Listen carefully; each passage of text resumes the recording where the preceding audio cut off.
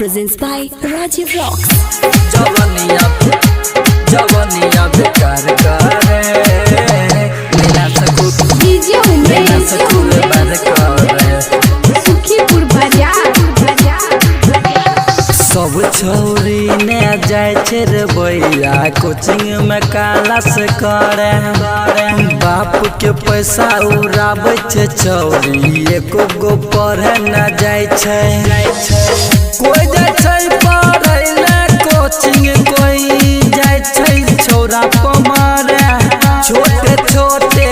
कपड़ा पिन के छौरा के सनकाबै जवानिया बेकार करे नैना से खूबे बार करे कि गजब सिंगार करे नैना से खूबे बार करे भाग कहीं चोर जिंदगी झट कर देगी भाग जवानिया बेकार करे नैना से खूबे बार करे कि गजब सिंगार करे नैना से खूबे बार करे राखे साथ में हरदम चलिया बड़का मोबाइल देखे छे जब छौरा सबके मारे छे स्टाइल मच जाय छे हाला जब क्लास में आवे पढ़े वाला छौरा सबके ध्यान के भटकावे जवानिया बेकार करे नैना से खूबे बार करे कि गजब सिंगार करे नैना से खूबे बार करे भक बहिन तू नहीं पढ़े छे नहीं पढ़ा दे छे छोरा सब के बिगाड़ दे जवानिया बेकार करे